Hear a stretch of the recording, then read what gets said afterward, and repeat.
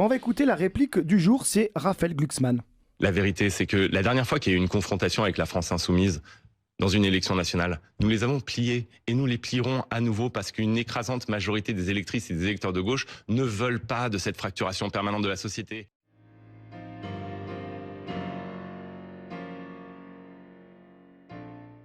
Est-ce que Raphaël Glucksmann, il va vous plier ou pas ? Il va essayer, c'est bien, je l'encourage à essayer de le faire.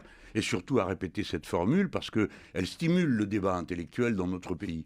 Et Vous êtes ironique là. non, pas du tout. Et je trouve qu'en faisant ça, il aide les insoumis qui hésitent ou qui à y aller. Si vous voulez pas que je sois plié, comme il dit, faut venir aider. Faut pas se contenter de regarder en attendant si oui ou non, le jour du vote, vous irez. Donc la campagne électorale, c'est le début de l'exercice du pouvoir.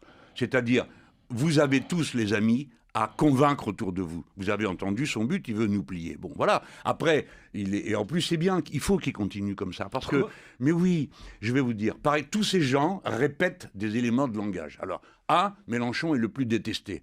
Alors, il n'y a aucun sondage qui ait dit ça, et maintenant, quand on regarde les sondages, ils disent le contraire. Mais peu importe, continuez à dire ça, parce que tout le monde sait que vous mentez. Ensuite, alors donc, ça fait de vous des menteurs. Ensuite, il dit... tous, ils disent « Oui, il faut avoir le sens de la nuance, cet homme est brutal ». Alors, vous en avez plusieurs dans le même registre. Le sens de la nuance et le refus de la brutalisation du débat. Le gars, il vient de dire à l'instant que son but, c'est de me plier. Il pourrait me dire de le battre. Nous allons l'emporter, car nos idées sont merveilleuses et les siennes détestables. Non, plier. Ce qu'il veut, c'est me plier. Alors, la violence, c'est eux. C'est lui qui dit ça, c'est l'autre qui dit que deux mots sont incompatibles avec moi, dignité et crédibilité. C'est l'autre encore, lui-même, Glucksmann, qui me traite d'agent de l'extrême droite. Ça, c'est la nuance et c'est la douceur. Quant à moi, je dis que... Il s'est mélenchonisé alors en fait.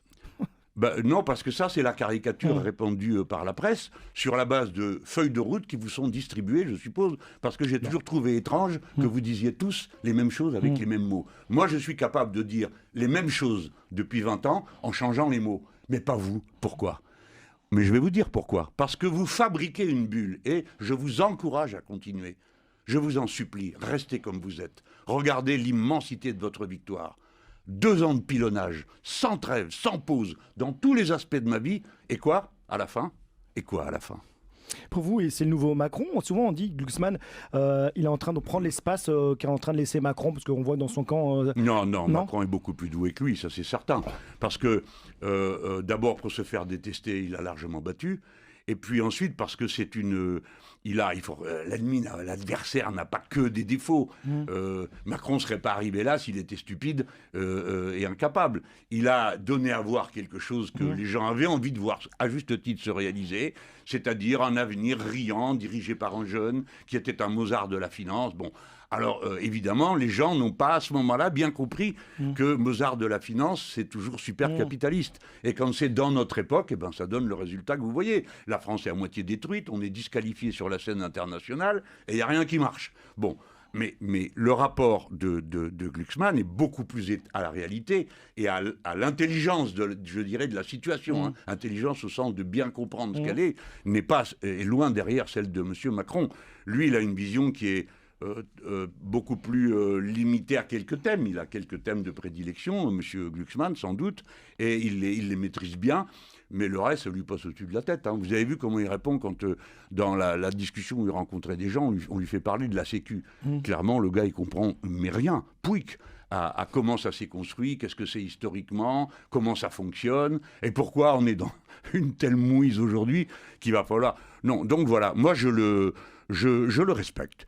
Il défend ses idées à sa manière. S'il ne peut pas faire mieux que d'annoncer qu'il va me plier, les gens jugeront eux-mêmes que ça ne fait pas beaucoup, quoi. Avez-vous remarqué qu'aux européennes, dont M. Glucksmann tire un si grand prestige, eh bien, il se trouve que nous, aux européennes, nous avons, si on compare à la fois précédente, gagné 1 million de voix. Tandis que le bloc des Verts et des sociodémocrates et de M. Hamon a perdu 400 000 voix. Dans le même... Ça n'intéresse pas.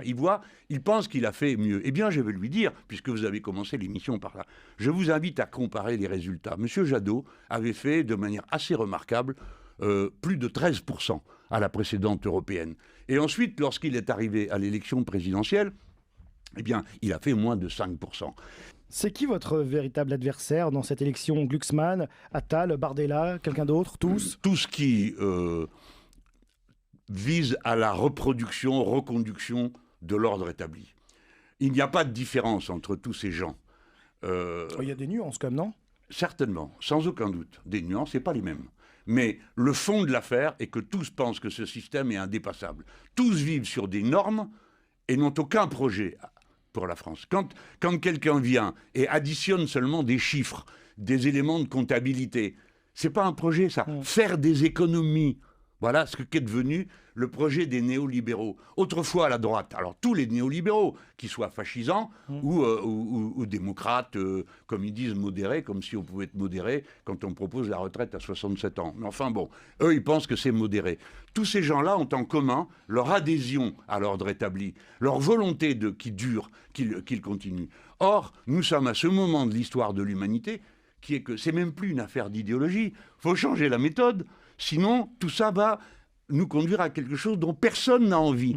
Et ce quelque chose, c'est la dislocation générale de la civilisation humaine sous les coups du changement climatique, la disparition de notre espèce ou son affaiblissement par les maladies écologiques qui pullulent dorénavant. Voilà ce qui se présente. Mais ce n'est pas une fatalité, on peut empêcher ça. Mais eux, qu'est-ce qu'ils disent? Ils disent, bon, on va empêcher ça. Ils disent, on va continuer, on va faire mieux, on va être plus performant, plus agile. Pourquoi faire? Pour faire la même chose qu'avant. C'est pour ça que vous pensez qu'ils sont dans un camp et vous dans l'autre, cette ligne-là. Bon, eux, la continuité du libéralisme, entre guillemets, et vous, la rupture. Voilà, ça, je l'admets. Mais si vous voulez, l'idée de camp, elle est pas bonne parce que il y a des libéraux que je peux convaincre. Leur dire, écoutez, vous êtes des gens intelligents, donc vous vous rendez bien compte que ça marche pas. Et maintenant, arrive devant vous quelque chose qui va tout bouleverser, qui est l'histoire de l'intelligence artificielle. Donc le mode de production va sans doute subir une modification de premier niveau. Vous ne pouvez pas vous sortir de cette histoire si vous n'avez aucun principe philosophique, aucune volonté dans l'histoire. Si vous êtes simplement les petits accompagnateurs du marché. Et il faut faire le marché le plus libre. Et vous venez de vous prendre un râteau sur le marché qui non seulement ne fonctionne pas parce que votre père fondateur, M. Trump, a décidé que c'était lui qui fixait les prix avec les droits de douane, mais les Chinois qui sont là viennent de vous mettre le râteau pile poil dans la direction de votre figure. La dernière fois que j'ai parlé avec un haut responsable chinois, je lui dis, vous exagérez, vous exportez chez nous votre surproduction de voitures électriques. Le gars, il perd pas son sang-froid une demi-seconde, il me regarde et il me dit, vous trouvez qu'il y a trop de voitures électriques dans le monde, monsieur Mélenchon?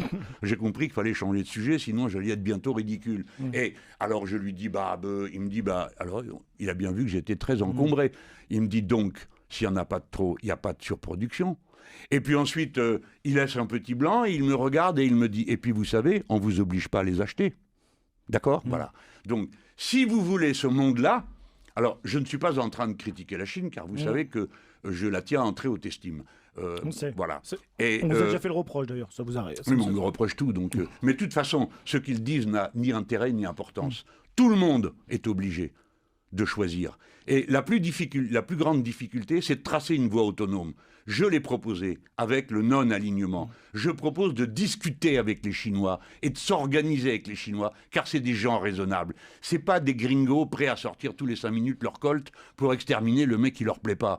C'est des gens raisonnables. Donc parlons avec des gens raisonnables. On n'a pas les mêmes intérêts. Mais de même que vous autres, les libéraux et les droitiers de toutes sortes, vous avez jamais dit que vous vouliez faire les États-Unis d'Amérique en France, hein? Bon, eh ben, pourquoi vous m'accusez de vouloir faire la Chine? J'ai pas l'intention de faire la Chine. Je veux faire ni l'un ni l'autre. Je pense que nous, les Français, nous avons un talent pour inventer des choses. D'ailleurs, la dernière fois qu'on en a inventé une, c'était la Révolution de 89. Ça a fait le tour du monde. Pourtant, on n'était déjà qu'une poignée d'êtres humains. Hein. Mais alors, comment le monde est devenu rock'n'roll après. Est-ce que vous pouvez me dire un truc gentil sur Gabriel Attal? Un truc. Il est bien coiffé. Raphaël Glucksmann. Il est bien coiffé. Non, mais là, je vous fais du Bardella. Hein. Jordan Bardella. Et puis, j'ai trouvé qu'une seule réponse et je vais la coller à tous. Jordan Bardella. Son costard est bien repassé.